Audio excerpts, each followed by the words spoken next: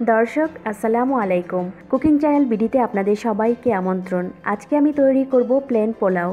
যে কোনো অকেশনে বা বাসায় গেস্ট আসলে আমরা ঝটপট এই পোলাওটা তৈরি করে নিতে পারি। আশা করি আজকের এই ভিডিওটি আপনাদের ভালো লাগবে।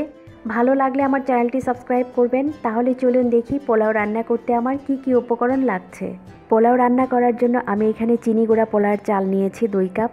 আপনারা চাইলে বাসমতি পোলার চাল দিয়েও করতে পারেন, কিন্তু আমার কাছে এই চালের পোলাও বেশি ভালো লাগে।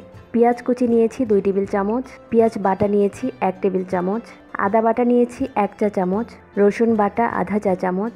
আমি এখানে একটা তেজপাতা নিয়েছি, 2 টুকরা দারচিনি, 4টা এলাচ, 3টা লবঙ্গ। আজকের পোলাও আমি শুধু ঘি দিয়ে করব। এখানে আমি 3 টেবিল চামচ ঘি নিয়েছি। আপনারা যদি ঘি দিতে না চান তাহলে তেল দিয়ে করতে পারেন, আবার ঘি তেল মিলিয়েও করতে পারেন। আরও লাগবে স্বাদ মতো লবণ, 4-5টা কাঁচামরিচ, আর এখানে নিয়েছি সামান্য একটু জর্দার রং। এটা যদি আপনারা দিতে না চান না দিলেও হবে। প্রথমেই চালগুলো খুব ভালো করে ধুয়ে 15 থেকে 20 মিনিট পানিতে ভিজিয়ে রাখবো। আর পোলাও রান্না করার আগে পানিটা খুব ভালো করে ঝরিয়ে নেব। আমি এই কাপ দিয়ে 2 কাপ চাল নিয়েছি, আর এই 2 কাপ চালের জন্য আমার 4 কাপ পানি লাগবে। আমি এই কাপটা দিয়ে 4 কাপ পানি দেব। পোলাও রান্না করার জন্য একটা হাঁড়িতে নিয়ে নিচ্ছি ঘি, দিয়ে দিচ্ছি দারচিনি, লবঙ্গ, এলাচগুলো হাত দিয়ে এভাবে একটু ফাটিয়ে দিব, তাহলে ফ্লেভারটা ভালো আসে। তেজপাতাটা আমি ছোট করে কেটে নিয়েছি। এখন সবগুলো মশলা প্রায় 1 মিনিটের মতো ভেজে নেব। এখন দিয়ে দিচ্ছি পেঁয়াজ কুচি। পেঁয়াজগুলো এখানে হালকা করে একটু ভেজে নিতে হবে। আমি পেঁয়াজগুলো এখানে লাল করব না, কারণ পেঁয়াজটা যদি আমি একটু লাল করি তাহলে পোলাওটা একটু লাল লাল হয়ে যাবে, কারণ আমি পোলাওটা সাদা রাখতে চাচ্ছি। পেঁয়াজটা যখন এই পর্যায়ে আসবে দিয়ে দিব রসুন বাটা, আদা বাটা, আর দিয়ে দিচ্ছি পেঁয়াজ বাটা। এখন এই মশলাগুলো 2-3 মিনিটের মতো একটু কষিয়ে নেব। মশলাটা যখন কষানো হয়ে যাবে এখন দিয়ে দিব আগে থেকে ধুয়ে রাখা পোলার চাল। চালটা দিয়ে খুব ভালো করে নেড়ে নেড়ে ভেজে নিতে হবে। এখানে আমি চালগুলো প্রায় 4 থেকে 5 মিনিটের মতো ভেজে নেব। আর চালটা ভাজা হয়েছে কিনা সেটা বোঝার একটা উপায় আছে। চালটা যখন ভাজা হয়ে যায় তখন চালটা একদম হালকা হয়ে আসে, মানে ঝরঝরে হয়ে আসে, আর সুন্দর একটা ফ্লেভার বের হয়। চালগুলো ভাজা হয়ে গেছে।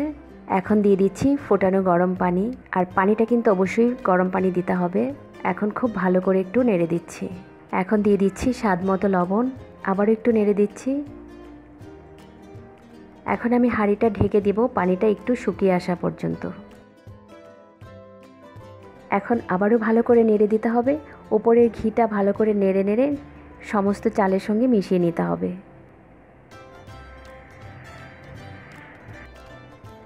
এখন দিয়ে দিচ্ছি কাঁচামরিচ। কাঁচামরিচগুলো আমি আস্ত দিয়েছি শুধু ফ্লেভারের জন্য। আবার একটু ভালো করে নেড়ে দিচ্ছি।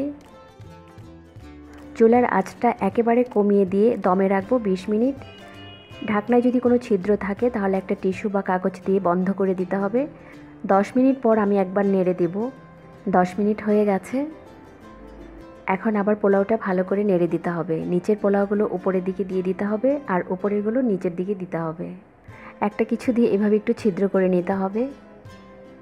আমি যে জর্দার রঙটা রেখেছিলাম সেটা আমি একটু পানি দিয়ে গুলে নিয়েছি। এখন অল্প অল্প করে 3 জায়গায় একটু একটু করে রং দিয়ে দিব। একটু সমান করে দিচ্ছি। এখন আবারও ঢেকে দিব 10 মিনিটের জন্য। তাহলে আমি ফিরে আসছি 10 মিনিট পর। 10 মিনিট হয়ে গেছে। দেখেন পোলাওটা কত ঝরঝরে হয়েছে। আমি চুলাটা অফ করে দিয়েছি। এখন আমি পরিবেশন করব।